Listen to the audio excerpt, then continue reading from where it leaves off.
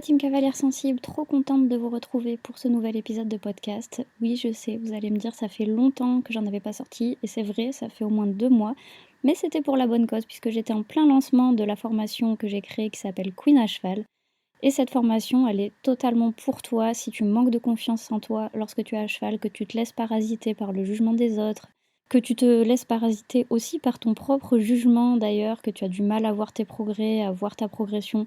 Bref, que tu ne te sens pas à l'aise dans ta propre pratique et grâce à cette formation, tu vas pouvoir te fixer des objectifs clairs, précis dans ta pratique équestre. Tu vas pouvoir mieux comprendre tes émotions, tu vas pouvoir mettre en place des routines, tout ça pour aller vers de la sérénité et du plaisir lorsque tu es avec ton cheval. Et cette formation, elle est quand même à un prix très abordable puisqu'elle est au prix de 87 €, donc même pas 2 cours d'équitation ou en tout cas à peu près 2 cours d'équitation. Bref, je clôture le chapitre parce que si tu veux d'autres infos, il n'y a pas de souci, tu m'envoies un message ou tu peux la retrouver d'ailleurs sur mon site internet ou en lien sur Insta. Mais là, on va parler d'un autre sujet, puisque cet épisode, c'est un petit peu un coup de gueule. Je sais pas s'il va être long ou pas. Tout dépend combien de temps je vais râler, on verra. Mais voilà, c'est par rapport au milieu équestre, de manière générale, ou en tout cas l'humain dans le milieu équestre, puisque moi, parfois, je me sens vraiment à la ramasse, on va dire, dans les relations humaines dans le milieu. Tu sais, des fois, je me demande si j'ai raté une info quelque part ou un mémo, je sais pas, mais autant avec les chevaux, ça va. C'est pas trop dur à comprendre. C'est assez facile de les lire. Mais alors, des fois, les humains qu'il y a autour, c'est une autre histoire. Enfin, je les vois comme ça, qui arrivent à tout gérer, imposer leur façon de faire, avoir tant de certitudes. Et moi, je me sens un peu, voilà, sur une autre planète, quoi. J'observe, je me dis, ok, pourquoi bon, bah tant mieux, hein, tant de certitudes, c'est bien. Pourquoi tant d'agressivité? Je me sens vraiment paumée, quoi. Ça va peut-être faire ronchon, hein, ce que je vais dire aujourd'hui, mais je sais pas si c'est le milieu équestre qui rend les gens comme ça, ou c'est le fait que les gens, enfin, c'est les gens qui sont comme ça, qui se sentent hyper à l'aise dans le milieu équestre. Je sais pas trop. Faudra peut-être que tu me dises, toi, si tu sais. Bref, tout ça pour dire que, voilà, des fois, bah, je me sens à l'ouest, quoi. Après, je pense que je suis pas la seule à ressentir ça. Pourquoi est-ce que dans ce milieu, il y a autant de jugements? Pourquoi on pourrait pas être juste là, kiffer avec notre cheval, faire nos trucs, sans avoir l'impression d'être scruté en permanence? Et est-ce qu'on a c'est une vraie question, j'ai pas la réponse, hein. Est-ce qu'on a vraiment besoin d'être rude, d'être abrupt, voilà, de s'être forgé une carapace dans notre manière de faire, en fait, pour avancer dans ce milieu? C'est une vraie question que j'ai, en fait. C'est vrai que franchement, si on y réfléchit, il y a des comportements, des fois, enfin, ça laisse perplexe, quoi. Je donne des exemples et je suis sûre que c'est arrivé à plein d'entre vous. T'arrives dans une écurie et t'as l'impression que c'est le concours de qui sait le plus de choses et qui va le plus l'étaler. T'as même pas eu le temps de dire bonjour, t'as déjà eu 3 conseils non sollicités sur comment sceller ton cheval. Le conseil non sollicité, ça c'est la pépite. Je crois que on l'a tous subi un jour ou l'autre, et peut-être qu'on l'a tous fait subir d'ailleurs un jour ou l'autre. J'essaie de manière générale de ne pas le faire, parce que moi personnellement c'est quelque chose qui m'horripile. Mais c'est vrai que voilà, je dis pas que les conseils ne sont pas bons à prendre, mais des fois on veut juste être tranquille en fait avec notre cheval et kiffer quoi, faire ce qu'on a envie et je pense qu'on n'est pas non plus extrêmement dans le mal et si on a besoin d'un conseil, bah surtout on va le demander, voilà. Et dans l'autre sens, il y a aussi enfin c'est des situations, je vais pas dire lunaires parce que lunaire ça voudrait dire qu'on se demande d'où ça sort, mais en fait ça m'est arrivé tellement de fois.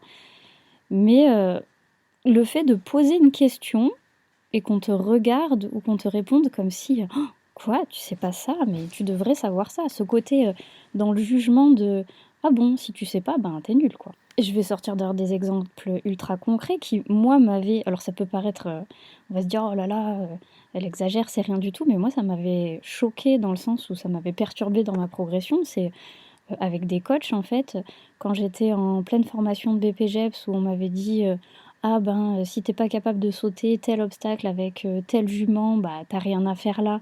Ah bah, moi ça m'avait bloquée, bah, du coup j'avais pas réussi à sauter alors que oui effectivement c'était pas très compliqué mais rien que le fait de me dire ça, de me dire: «Ah bah, si je sais pas faire ça, c'est que je suis nulle», ça m'avait bloquée. Pareil à un moment j'avais posé une question, sur le mécanisme du galop.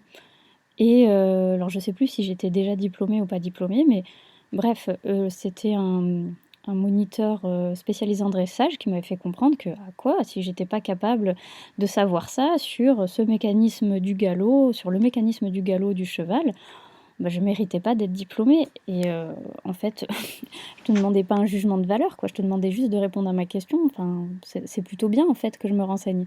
Et je suis sûre qu'en tant que propriétaire ou en tant que cavalière, ça doit arriver non professionnel, hein, je veux dire, ça doit arriver très souvent le fait de poser une question et du coup, après, on n'ose plus les poser puisque, la personne en face, qui est professionnelle et qui devrait être bienveillante, nous fait comprendre que, bah, si on sait pas ça, clairement, on est nul. Bah, non, en fait, c'est plutôt bien qu'on se renseigne, c'est plutôt bien qu'on essaie d'avancer. On peut pas tout savoir et même la personne en face ne sait pas tout, même si elle veut nous faire croire que c'est pas le cas.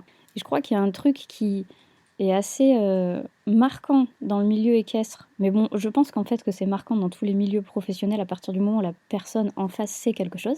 C'est pas parce que c'est évident pour quelqu'un que ça l'est enfin, que c'est évident, pardon, pour quelqu'un d'autre. Enfin, moi perso, quelqu'un qui me parle d'informatique, il y a des chances que je capte rien, alors que lui, il se dit qu'il utilise un langage de base. On n'est pas obligé de tout savoir et justement, le fait de poser des questions fait que on en saura un peu plus. Par contre, si on se fait juger en face du fait d'avoir posé des questions, ben, on n'osera plus en poser et c'est dommage, je trouve. Est-ce que c'est ça, je pose la question, qui fait qu'on a autant de monde dans le milieu équestre qui veut montrer qu'il sait et qu'il n'a aucune faille et que non, il ne lui manque rien comme connaissance? Est-ce que c'est par peur justement de ce jugement? Enfin, en gros, c'est un peu le serpent qui se mord la queue, puisqu'après la personne va reproduire ce schéma sur une autre personne qui ne sait pas. Et jusque-là, je parlais que de personnes avec une en face qui fait comprendre qu'elle sait tout et l'autre en face qui ne sait même plus si elle doit dire qu'elle ne sait pas, mais on a aussi l'autre aspect relationnel de on a des avis différents, mais on est incapable d'en discuter. Parce que ça, c'est quand même pépite dans le milieu équestre. Je vais donner des exemples après, mais je suis sûre que vous en avez déjà en tête. En fait, c'est pas qu'on ait des avis différents qui me dérange, loin de là. Je trouve ça plutôt enrichissant d'ailleurs. En fait, c'est la façon dont on les partage qui me pose souci.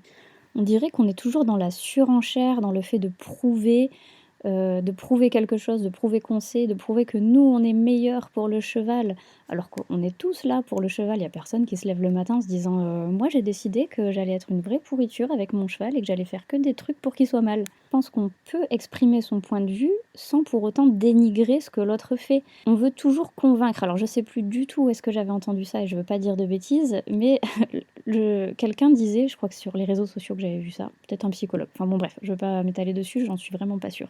Dans le mot convaincre, il y a vaincre. Et quand on essaie de convaincre, en fait, on n'est plus dans le partage, on est dans le je vais vaincre l'autre avec mon idée. Et c'est ça, en fait, qui me pose problème. On part sur les exemples, bien évidemment. Je suis sûre que tu avais pensé à est-ce que je monte avec ou sans mort? Est-ce que mon cheval est pieds nus ou est-ce que mon cheval est ferré? Et donc là, on a les pros et on a les anti qui déjà s'en mettent plein la tête et qui ne s'écoutent pas et qui partent du principe que ils ont la réponse absolue et que l'autre est un monstre. Et on a même ceux qui s'écharpent à l'intérieur de ce même sujet, parce que j'en ai quand même déjà vu sur le pied nu s'entretuer, ça- sans aller jusque-là, mais bon, voilà, dans l'idée, parce qu'ils n'avaient pas la même méthode de parage et que pour l'autre, c'était anti. Enfin bref, c'était horrible pour le cheval de faire de telle ou telle manière que le cheval allait en pâtir. J'en ai sûrement déjà pas mal parlé sur les réseaux, mais c'est vrai que moi, s'il y a un mot que j'adore, c'est la nuance. La nuance, ça ferait tellement du bien dans le milieu équestre.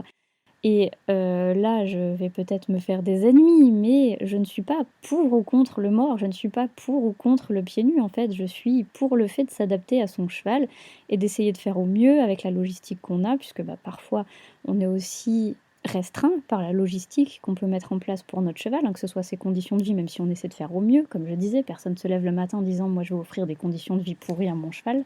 On fait au mieux aussi avec notre budget, on fait au mieux avec le coaching qu'on peut avoir autour de nous. Enfin voilà, évidemment que je trouve ça super chouette de monter son cheval sans mort. Après, je conseillerais pas à quelqu'un qui n'est pas encadré ou qui n'a pas les compétences de se lancer là-dedans juste pour dire moi je monte mon cheval sans mort, ça peut être dangereux.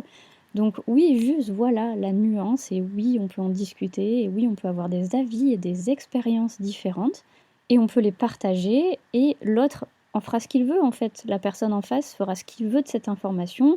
Soit il l'intégrera à ses propres connaissances, soit il tentera de faire quelque chose, soit il se dira: «Non, bon, moi à l'heure actuelle, c'est pas quelque chose qui m'intéresse». Et voilà, on n'est pas obligé d'aller écraser l'autre pour, lui faire savoir que ce qu'on fait est mieux pour notre cheval ou pas. Après, c'est sûr qu'avec le temps, voilà, comme je le disais, moi j'ai décidé de moins écouter ce qui ne me parle pas, me raccrocher voilà, plus à ce qui me semble juste et surtout m'attacher à ce qui marche pour moi et pour mon cheval. Enfin, pour moi, en l'occurrence, je trouve que c'est ce qui compte. Et je trouve ça dommage, en fait, le fait de vouloir toujours, toujours montrer qu'on sait dans ce milieu ou que on est meilleur que l'autre, puisque en fait, on pourrait s'apporter énormément de choses, pardon, en échangeant sereinement, si on peut dire ça comme ça. Enfin, quand on voit des... Alors, je donne un exemple en disant que c'est des gérants d'écurie, mais ça peut être n'importe quoi, ça peut être des moniteurs aussi, c'est la même chose, qui vont dire un tel, il fait comme ça, c'est vraiment pas bien, moi ce que je fais c'est beaucoup mieux, moi ma manière de nourrir les chevaux, c'est la bonne, lui c'est n'importe quoi, ma manière d'enseigner c'est la bonne, lui c'est n'importe quoi. Bah non, en fait, on est peut-être juste différents. Enfin oui, OK, c'est un concurrent, mais le fait que ce soit un concurrent ne veut pas dire que, lui est nul et que nous, on est bon. Et le fait d'admettre que, le concurrent en face est bon, ne fait pas de nous quelqu'un de nul. Si je prends mon exemple en particulier, je sais que j'ai des compétences et des connaissances dans ma manière d'enseigner l'équitation qui font que, oui, je suis bonne dans ce que je fais, ou du moins je l'espère. En tout cas, mes cavaliers ont l'air plutôt contents.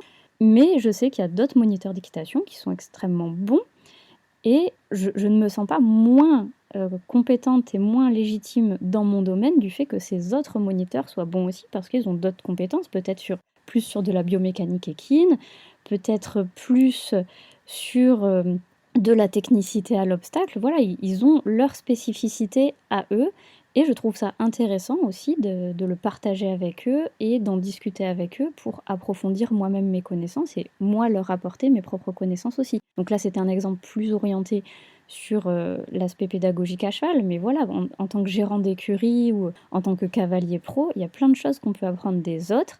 Et le fait d'admettre que quelqu'un est bon dans le même domaine que nous ne fait pas de nous quelqu'un de moins bon. Donc si on pouvait juste arrêter de se tirer dans les pattes, ça serait vraiment super chouette, ça serait vraiment beaucoup plus agréable pour tout le monde. Je sais pas si c'est un peu utopique comme demande, mais ça serait tellement, tellement mieux, je trouve, pour le milieu équestre. Alors, je vais essayer, pas de me faire l'avocat du diable, c'est pas franchement ce que je veux dire, mais de comprendre aussi ces comportements-là, même si, voilà, là j'en suis à un stade où ils me fatiguent un peu.